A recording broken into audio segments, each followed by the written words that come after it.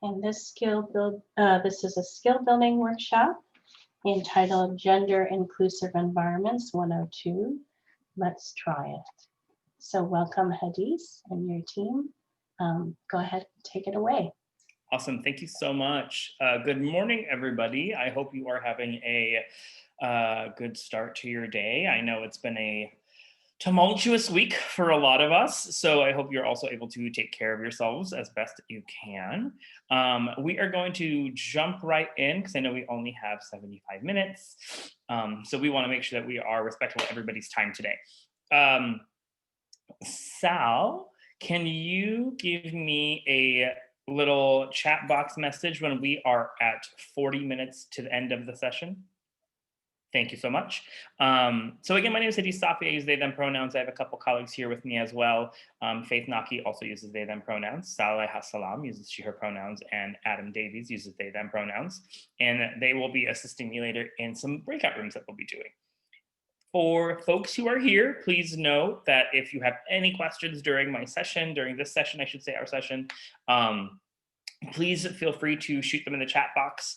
If I don't see them, one of my colleagues will, and we'll make sure that they speak up. I also encourage you to, if you want to ask a question out loud, please do. Don't worry about having to stay on mute if you want to try and vocalize some stuff. That's absolutely okay too, and we're here to learn. So we're going to jump in. Go over some quick guidelines, right? There are no right or wrong questions. We are here to learn around the topic of gender inclusivity and to practice a little bit. And just keeping in mind that we do want to maintain confidentiality in that. So what that means is if we share something specific about a coworker, a patient, a student, whoever you might come across, please make sure that we don't use their name so we don't know who they are. And anything that's learned here leaves here, right? Anything that's shared here stays here. In terms of respectful language, we are going to review some key terms and concepts pretty quickly today. But if you are unsure of a specific phrase to use or a term that's okay or not okay, do your best to kind of work it out. And if you say something that is considered offensive or inappropriate, we will correct you, and that's a good thing, right? We're here to learn, we're here to practice, and that means practicing being corrected and correcting others. So it's not me trying to pick on you, I promise, but it is me helping the group improve. So before we go ahead and, let me do the objectives as well. So we'll just familiarize support around gender identity and kind of talk about what that implementation can look like. We'll practice thinking about how to support transgender folks systemically. And I do use the phrase thinking very purposefully here because we want to think about what are the ways that we should be supporting folks outside of in that moment. Because that is really how, when we try it and when we do it, when we can make some really big impacts.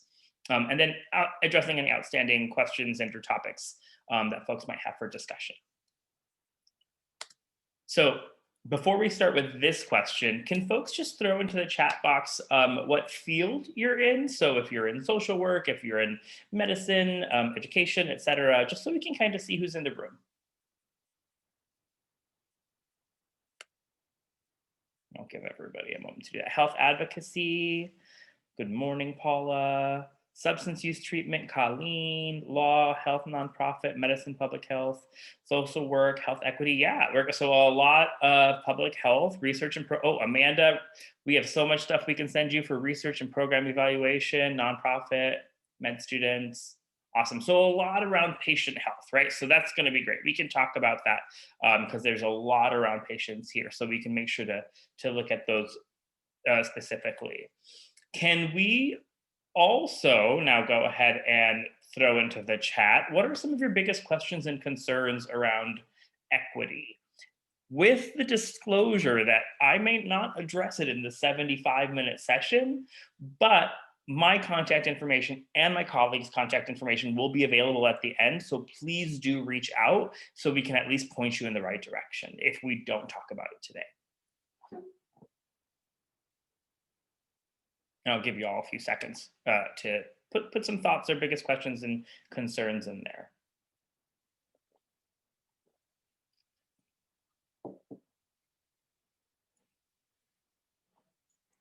And I think while we're giving some folks time to type in there too, I also want to add that keeping in mind that using the number 102 and as much of an explanation as I could around what we were doing gives some framework to the expectations of today, or the not guidelines, but the objectives of today.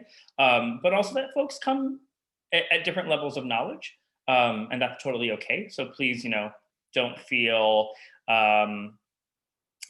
don't feel bad if you don't know as much as other folks do, right? We're all learning, and that's the important part of this. So nothing's come in right now, so I'm going to keep us going and do a quick overview around terms and concepts that we're going to want to make sure everyone has at the top of mind. So real quick, sex assigned at birth, that's going to be what we use when a kiddo is born, right? We assign sex at birth based on what we see regarding that child's genitalia. You see a penis, boy, vulva, girl. Right. So using that phrase is going to be important, especially as we talk about gender equity. Intersex is going to be the term that we use for kiddos who have differences of sex development. You might have heard a plethora of different terms, but this is going to be for individuals who are born with any of these differences of sex development. So there might be ambiguous genitalia, there might be hormone differences or deficiencies that we need to support. Intersex folks have the same bodies as everybody else, right? But they do, the best way to look at it is they might be organized a little bit differently. And they function the same as everybody else's, right? Pee the same, poop the same. Sometimes they need some medical assistance in terms of hormone balancing. And my favorite statistic intersex support is that if you know a redhead, you statistically probably also know somebody who's intersex, because intersex folks are born at about the same rate as redheads, meaning approximately 1% to 2% of the human population. So not a small number of people. It's actually very, very common if we look at like the vastness of humanity. When we speak about gender identity, we are specifically talking about the internal sense of self. So I am female, I am male, I am something else. And that is an internal feeling, right? It is an internal self-awareness, and it has nothing to do with our external body parts. So remembering that when we talk about gender identity, it is distinctly different from sex assigned at birth, because sex assigned at birth is based on what an external individual sees. Gender identity is about what somebody knows for themselves to be true internally. Gender expansive is a really large term for those folks who are working with younger patients, younger students, younger kiddos in nonprofit, etc. Knowing gender expansive is a term that we use for kiddos who express themselves in ways that may not be considered typical for their sex assigned at birth. So a little boy who likes to wear dresses, or a child that's assigned male at birth, I should say, who likes to wear dresses, or a child that's assigned female at birth who wants to have their hair cut super short and is something we might call a tomboy, quote unquote, which I have feelings about that word anyway, but we'll keep going. So gender expansive is also what we use for kiddos before they're able to really tell us that they might be transgender or non-binary. They might not have that language yet, but it provides space to support that child as who they are. Cisgender, can I just get a quick react? I think you should have reactions in your Zooms, or maybe just like a visible hand raise if you've heard the term cisgender before. I see some from Colleen, Amanda, cool, yeah, a lot of folks, awesome. Yeah, so cisgender, if you haven't heard the term before, you probably are. And cisgender is the term for individuals whose sex assigned at birth and their gender identity are gonna be the same, right? And the flip side of that coin is gonna be for transgender folks. Transgender is the term we use for individuals whose sex assigned at birth and gender identity are not the same, right? They're going to be separate. So somebody who was assigned male at birth and comes out as actually being female would be a trans person. Cisgender and transgender, it's important to note that both of those are adjectives, right? So when we talk about trans folks, we never say like that's transgender over there. That is very offensive. And it is important to know that when we do that, right, when we use those words, we should always use them as adjectives. So transgender patient, transgender student, transgender coworker, et cetera, et cetera. So always an adjective, never a noun, never an adverb. You can't go transgendering. It's not a thing. And then, Amanda, I do see your question. I will answer in one moment, I promise. And non-binary is going to be the term we use for individuals who don't have a gender identity that is strictly male or strictly female, right? So non-binary being exactly outside of that binary of male and female. So they might have a multi-gender identity, bigender, gender fluid, agender. There's a lot of different terms for all of these identities, for all these gender identities, I should say. But the key to note is cisgender is someone whose gender identity is the same as their sex assigned at birth. Transgender is someone whose gender identity is different from their sex assigned at birth. And non-binary is somebody who does not identify strictly as male nor female. And transition, lastly, is what the process of living in your affirmed gender is, right? So when we think about transition, a lot of folks think about like a surgery or a procedure that happens to change somebody's gender from one thing to another. And that's not what it is. We've never changed somebody's gender, but we have affirmed how somebody's able to express their gender identity, right? So a transition, it allows for, there's like the social transition, which is usually inclusive of, hey, call me by this name instead, call me by these pronouns instead, and changing how I physically look in terms of my dress and my hair, my nails, things like that. A legal transition is changing of your legal documents. So birth certificate, driver's license, passport, anything in like your electronic medical records. As a caseworker, you would probably have to change a lot of their files because there's a legal name change potentially there. It's also important to know there are times when legal changes are necessary and times when they're not. It's not necessary to call somebody, a legal name change is not necessary to call somebody by their affirmed name. We do it every day. But for insurance reasons, right? So as like the folks who are in medical work, people who are doing research and program evaluation, you might need a legal name for that. So it's important to ask for it using those words, right? What's your legal name? What's your government name? And then lastly, there's going to be the medical transition, which is what most people think of in a limited term in sense of surgery. But medical transitions can also and do also include hormones for some folks. They include a variety of surgeries. There's not just one surgery, typically called bottom surgery or top surgery as well. There is a variety of medical options for folks, including facial feminization, electrolysis, hair replacement, hair removal, tracheal shaves. There's just many things that folks can do. And what folks are able to access is based on a lot of things, right? Your socioeconomic status, what your insurance looks like, where you live, and who is around to support that process, right? For those of us that live in Chicago, there's quite a few doctors that you can chat with around affirming care. And if you have a higher socioeconomic status, you can talk to more people around the nation for affirming care, right?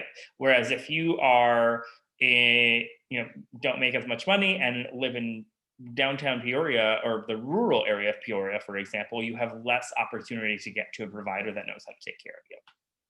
Something to think about. So before I answer Amanda's questions, I went through all those terms at breakneck speed so we can make sure that we're on the same page around how we're using those. Were there any questions about that? Yeah, Colleen. So real quick, Faith, can you do me a favor and make sure to copy Amanda's question so I don't miss it after I answer these term ones? Thank you. Can do. Yeah.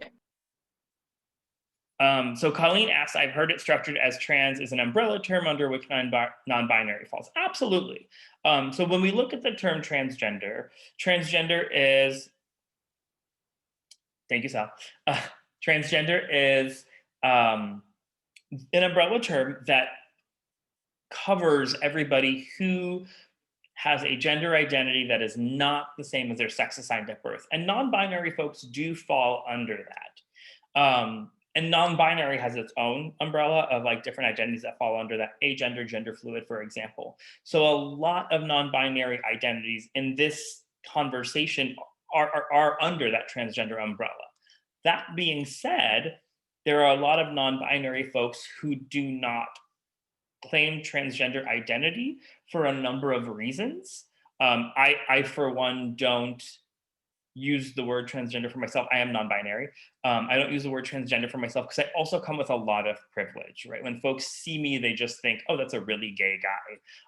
And that's not who I am, right? I am a non-binary person, but I have a lot of access privilege because of how I look. So I've separated myself from the term transgender because I want to make sure that my trans family and the people in my life who are transgender have that space that's important to them. That is my personal choice, though, right? That's how I associate with those, and that's just me. So it's very important to keep that in mind as well. That's a really great question, Colleen. Thank you for asking that. Were there any other questions around these terms or concepts?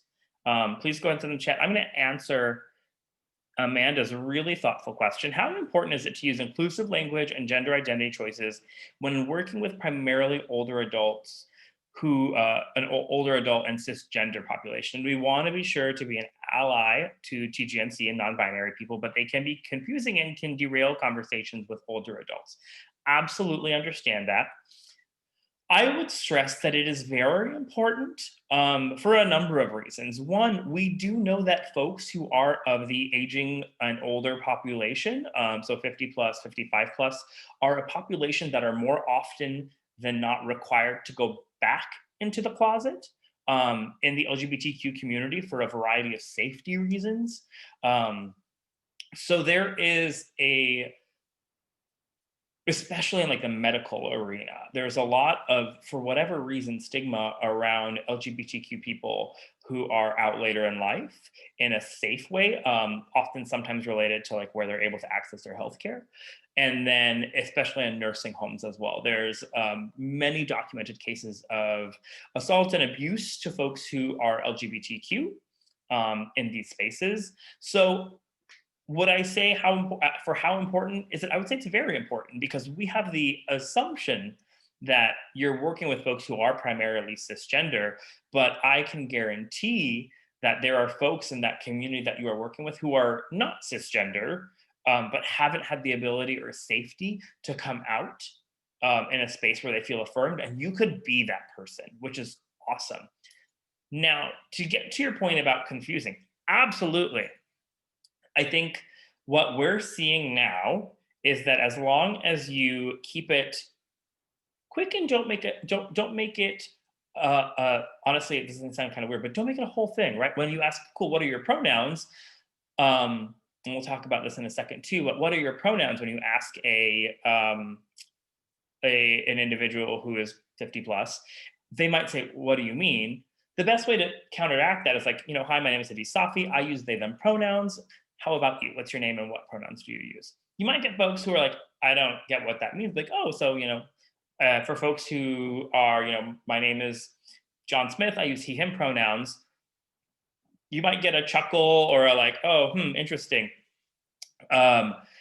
And that is a common response. More people than not, especially now, get it. My favorite example is a colleague of mine was telling me about her partner who uses they, them pronouns.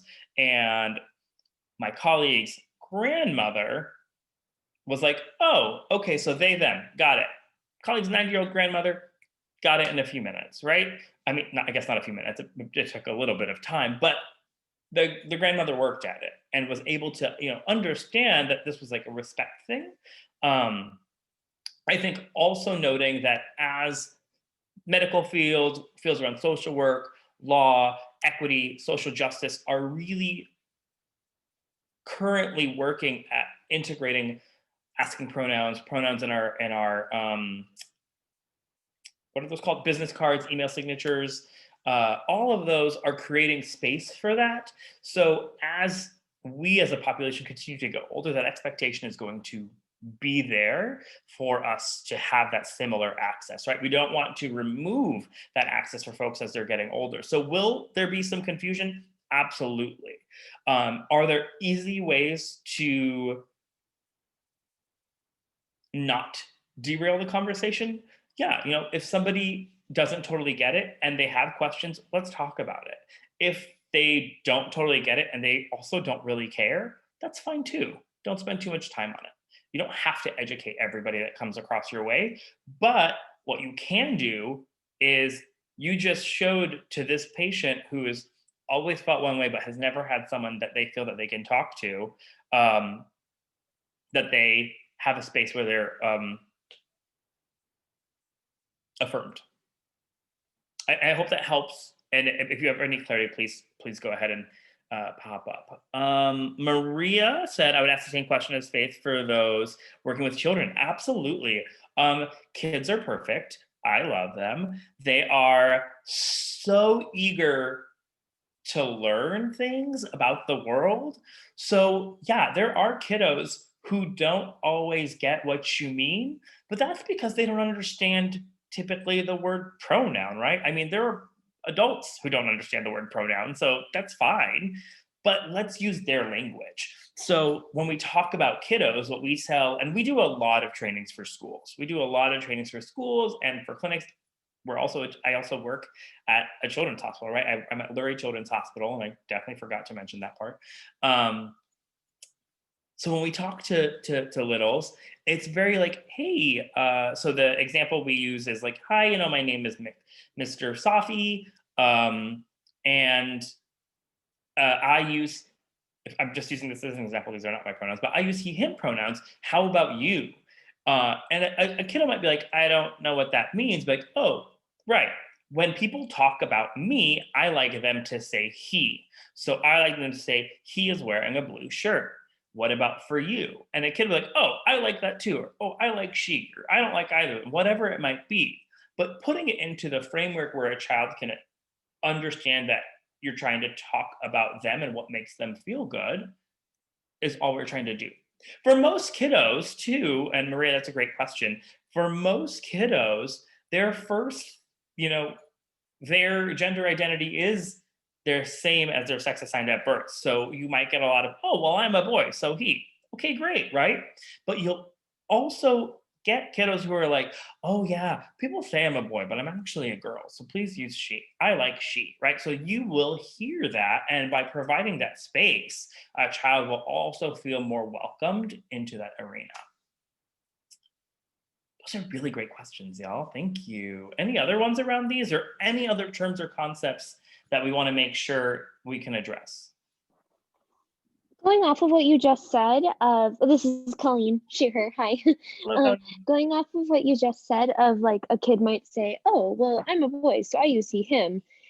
Is that like a good opportunity to say like, well, not all boys use he, him, or like kind of tackle, because that is a binary notion right there of like, I'm a boy, ergo, not that a child would say ergo, but no, I love that. I would say ergo to a child. I think it kind of depends too, right? Like it necessary in the moment? Because I totally see what you're saying, Colleen, and I agree.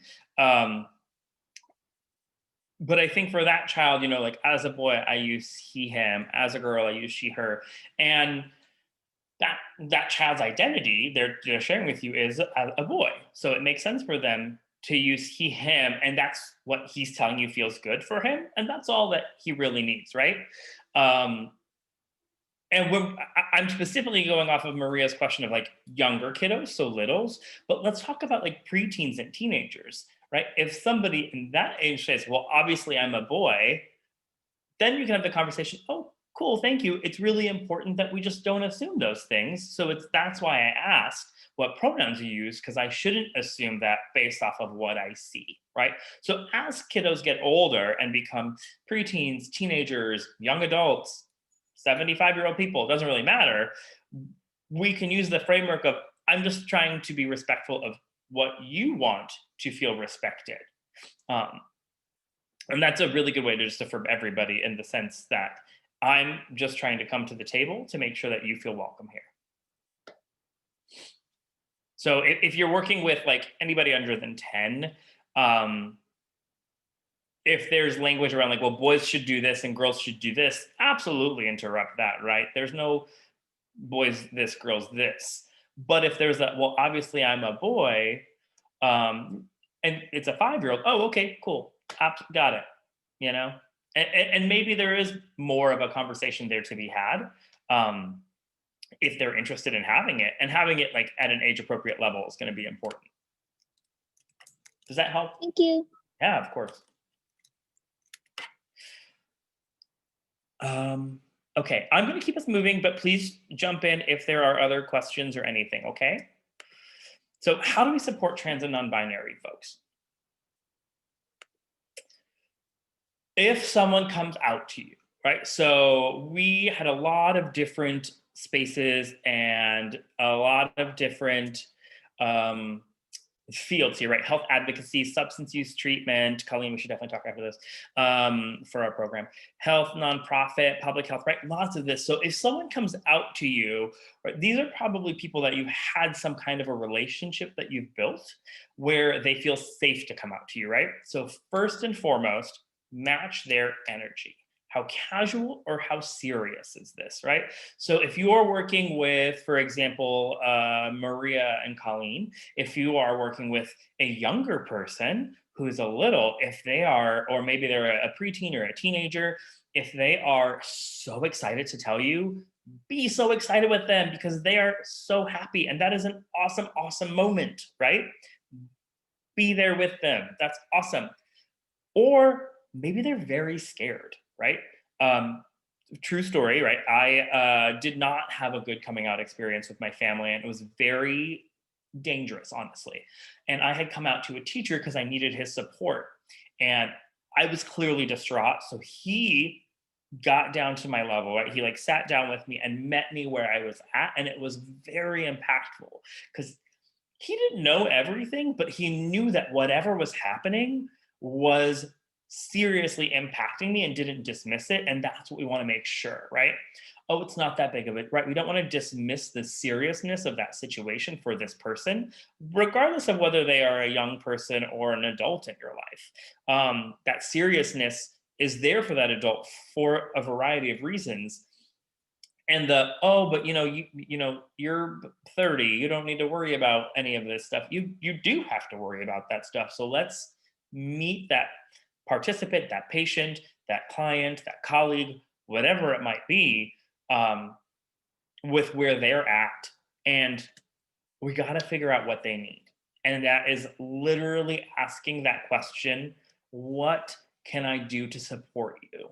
And that is really vague, and I understand that. And this can be tweaked a little bit based off how well you know this person, right? If it's a colleague or a close friend that you're working with, then we can get a little bit like, what are the ways that I might be able to support you? Would you like me to like go to meetings or something with you with like a higher up, if that's the kind of relationship you have, right? Or just straight up asking like a patient or a client that might come out to you about what they need to be supported. Sometimes it's just gonna be, I had to tell somebody and I know that you're safe, right? Other times it's because they need some support around getting some kind of access. So giving them the grounds to go first is always gonna be the most important. And then, do you want anyone else to know? Or have you told anybody else? Gives you framework to know kind of where they're at. You might be the first person, you might be the 10th, but then you can also ask, how do you want me to address you if other people are around? What name do you want me to call you if other people are around? If they've told you that there's a different one, what pronouns? All of these things are on us to figure out on how to support that person that is in that space with us. So this one, take their identity and expression seriously. This sounds kind of repetitive, right? But what I'm saying here is when somebody comes out to you, right? Don't assume they're confused or going through a phase. They're not.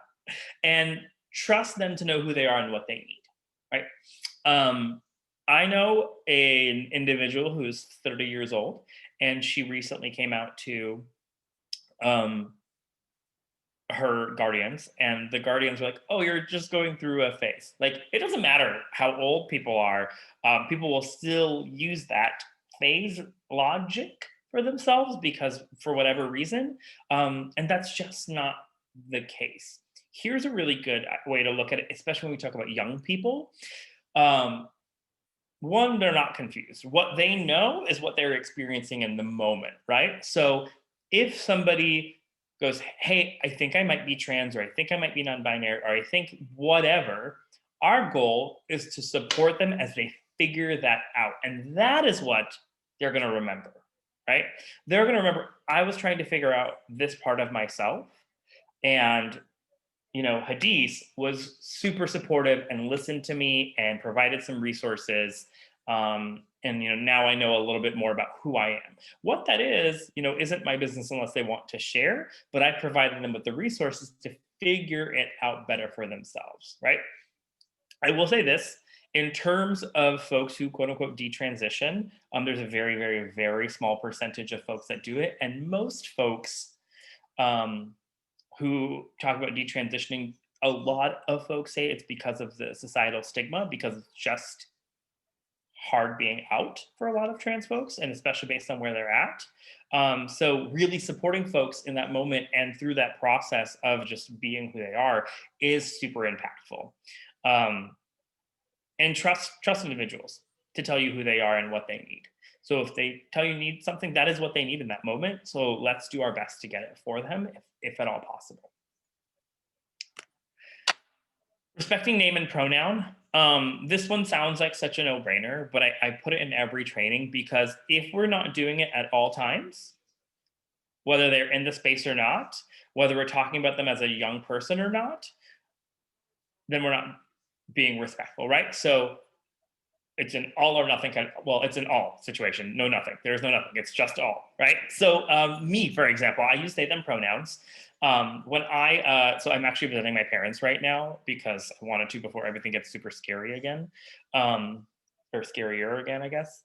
And I have all these little baby pictures and I was a cutie. So I'm sending it to all my friends, right? And my friends were like, "Oh yeah, oh my God, they were such a cutie," right? Talking about me as a child, you still use they because that's my pronoun. Just because they couldn't tell you that as a kid doesn't mean it wasn't the right thing. Let's talk about names for a second, right? Names are a big one. If we talk about a kiddo who was named Tommy and grows up, comes out, tells us that she's trans. She her pronouns and her name is Vanessa. Okay, cool. So we call her Vanessa from this point forward and backward. So when we talk about, oh my gosh, when Vanessa was a little kiddo, she would wear all of these funny clothes, or she like ruined the carpet one day by leaving the crayons out and melting it all over the carpet. We talk about her only as the affirmative pronoun. We don't go back to the previous to the dead name or the gender pronoun, the pronoun that was used prior to her coming out. This one also in medical and client-based fields, you see sometimes like, oh, so-and-so is going by this, but using like a legal name when they're not in the room, we shouldn't do that, right? That is disrespectful. And you're not respecting that person's name and pronoun. And it is something that exclusively happens to trans people. Look at the name Jen and Jennifer, right? So my boss's name is Jennifer, and she does not like being called Jennifer. She wants to be called Jen. So we call her Jen, and everybody calls her Jen because that is the name that she wants to be called. And her providers call her Jen, right? And when she's not in the room, the provider and the nurse go, "Jen needs this," right? Jen needs that. Not a big deal. We just do it. For trans folks, going back to their legal name is transphobic. It is transphobia because you wouldn't do that for a cisgender person, right? Think about CJ, who grew up Christopher, didn't like it, so he started going by CJ because his name is Christopher James. We would call him CJ moving forward. A doctor would call him CJ. Family would call him CJ when talking to him about as a child, right? So respecting name and pronoun is very specific and very important. And I would call it a macroaggression when not followed, not a microaggression, because it is really coming for someone's identity. Do not disclose someone's identity without their permission, ever. Full stop. Like there is no ifs, ands, or buts around this situation. This includes to parents and caretakers, right? So if you work in schools, if you are a provider and a young person comes out to you and they say, I don't want my parents to know, there is a reason they don't want their parents to know.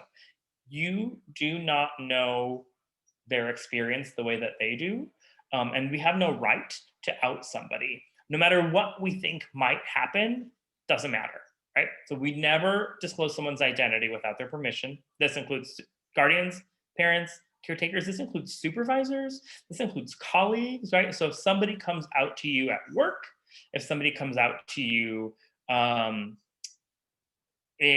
like your workspace, whatever it might be, in your education sessions, we don't out them to anybody else. Again, that's asking like, who else knows? Who else do you want to know? And making sure that we don't reveal that part of their identity before they would like to. It not only is disrespectful, but it could also be very dangerous, right? You could put somebody in a position where they might be harmed, or they might be, they might be harmed, or they might be terminated. You can still be fired in a lot of places. I know that the Supreme Court passing around LGBTQ work equity passed, but there are ways around it. So we still want to be cautious and conscious of that. Supporting coming out, Sal gave me, because we have until 10:45. Is that correct, Maria? You have actually till 10:55. Oh, And then the next session is at 11:05. So okay, perfect. We are almost to the breakout sessions as well, so that works out perfectly. So just supporting coming out we make a plan based on their wishes, right? We figure out what these people who are coming to us for support need and help them navigate that, right? So if that means I want to come out to everybody in an email, cool.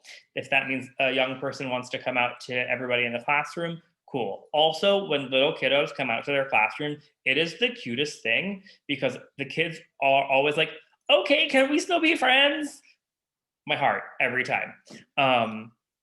So whatever the child wants, if it is a really young child, right, then it's whatever the child and the parents want. If it is a colleague, right, let the colleague lead that. Let the colleague tell you what it is that they need. If it is a patient that needs to come out to like a workspace, help them navigate what that could look like for them. Anticipating questions from others, right? Know what the trans and non-binary person wants in terms of your support. Like if somebody misgenders you, do you want me to correct them or do you want to correct them, right? So I've had some colleagues come out with non-binary pronouns recently at work. And so the first question that I have is, hey, if somebody makes a mistake, do you want me to correct them or do you want me to just not say anything? If somebody makes a mistake in a training session, do you want me to correct them or no, right? So figuring out those different scenarios and what that means. And check in, right? Check in with folks, but make sure it's about the trans person.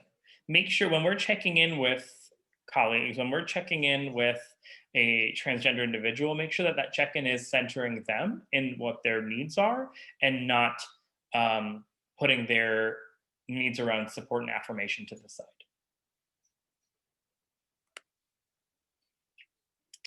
Just real quick, objections. I don't think that it's okay to be gay or trans. And I don't want my child to think that it's an okay option. We know that being around LGBTQ people doesn't make people LGBTQ. Point of fact, I've been around straight and cisgender people my whole life, and I am neither straight nor cisgender. So it just doesn't work that way, right? And that is really all you need to say to a person.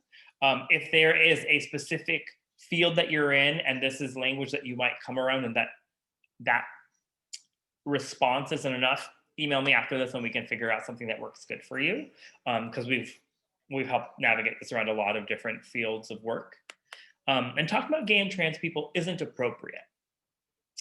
This is specific to the over-sexualization that we do to LGBTQ people. So it not being appropriate is often that people are thinking about a behavior and not an identity, right? They're thinking about sexual acts that might be occurring that no young person should really, if we're talking about littles, that shouldn't be the case at all. Talking about gay and trans people isn't appropriate in the workplace, blah, blah, blah. Again, sexualizing LGBTQ people, because that's what this statement is always about, right? It's about a behavior that people don't want to talk about. Whereas folks talk about getting married all the time at work. And that assumption around appropriativeness isn't present because it's an accepted relationship, someone who's male and someone who's female. So talking about gay and trans people isn't appropriate is easily rebutted, whatever, around it's not about a behavior, it's about an identity, and there's nothing inappropriate about anybody's identity. And lastly, what do folks need to know about medical transitions? The typical answer to this is nothing, right? If you are an individual in the workplace or an educator working in public health, somebody's medical transition is likely not necessary unless that is what they have come to you for support for, right? I need to find a provider. Cool. Who have you talked to? Who haven't, right?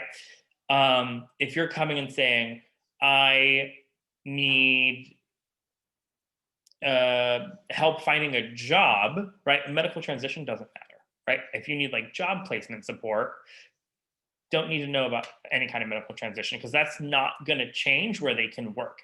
It shouldn't change where they can work, right? So thinking about what you really need to know around somebody's medical transition, just for folks who do work with youngers, hormone blockers are specific to pausing the hormones that start secondary sex characteristics while a young person navigates what it is that they want with their body and how they want to navigate their body's growth process. It is a temporary pause and it doesn't have long-term effects that we know of. And we're continuing to learn more and more, but we've seen a lot of the positive effects of using hormone blockers to allow young people to navigate how their body looks as they get older. Where can I refer people for medical support? If you need that, you can always reach out to us at Lurie for some guidance. But there's a lot of places you can go to. Northwestern and Lurie both have good gender programs. Northwestern's is newer and growing. But there are providers throughout the city, Howard Brown in Chicago, as well as one to keep an eye on. And oh goodness, and is this it for those who are like in HR or in workplaces, knowing like what isn't covered by your insurance? Sometimes just top and bottom surgery is, sometimes hormones are, sometimes secondary surgeries, which should be covered, but are not always, should be addressed as well. And having that knowledge is just going to be supportive for folks. So know your policies. Policies set your support. And so that means, including discrimination, harassment, association, transition, having policies that say we do not discriminate against XYZ people, help protect you as the healthcare worker, as the social worker, as the person working in public health. But policies don't mean practice, right? Support each other, but support the trans person first. Policies don't mean practice. Just because that policy is in place doesn't mean people are doing it properly. So check in and check people if they're not following that policy and make sure you know what that level of accountability looks like moving forward, right? Make sure you have some framework to support people. And like, hey, if this is continuing to happen, there does need to be accountability held in place. A school district that we work with, for example, said, hey, if this happens, we're going to sit down with you and say one time, like, hey, here's what occurred. It can't happen again. And here's why. And this is what it's around. And if that happens again, you're out. Because the first time, we got to make sure you know the policy. We got to make sure you understand the policy, right? The second time, you knew, we talked about it, you chose to do it again. So there needs to be clear expectations for folks so they know what is expected of them. Okay. These are some policy examples. And Maria, do you know if folks will be getting these access to the slides? If you're willing to provide them, we usually try to provide them on the Center for Community Health Equity's website, along with your recording, if you're all okay with that. Yeah, absolutely. We can do that for sure. Okay, cool. Thank So you. just want to make sure you get some of those examples if you wanted Mhm. it. So well, it's not even just the interest of time. It is now time for us to do some practicing. But before we go into these breakout rooms, does anybody have any questions I can address? I'll give a second for anything to come in through the chat box. Feel free to also speak up. I have a lot of energy for 9:30 in the morning, or what time is it now? 10:30 in the morning. And that's just who I am. I know not everyone else does, but I do encourage you to speak up in these breakout rooms, and to ask the questions you want. And yeah, so let us do 4 people in each room, Maria, including, Okay, and then and what I'll do is I'll pause the recording so everyone's free to engage and express if that's okay. yes, please, if you'd like. Okay, I just started recording again. Oh yeah. Could you make me a co-host again? I apologize, just so I can Yes. show my screen for folks. Of course. Go ahead. Thank you. I just want to make sure that they have access to something. So just thinking about, oh, forgot to change some of those from school, but thinking about your experience and feeling about gender. And we definitely talked about a lot of things today very quickly.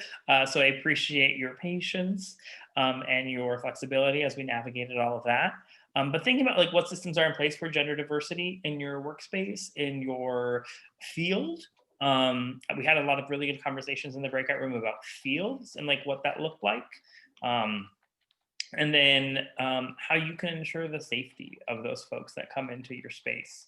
I always like prefacing and ending with, right, like you're not going to get all the answers in one 75 to 90 minute, 120 minute session because it's so big. There's so much to learn and think about navigating, but it sounds like a lot of people are really thinking critically about how to do the work, which is awesome. Really appreciate it.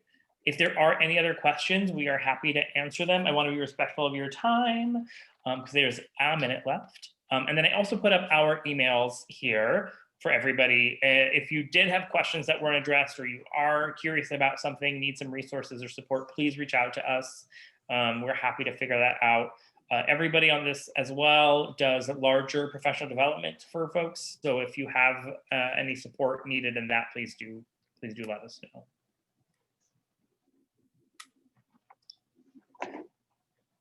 Oh my gosh.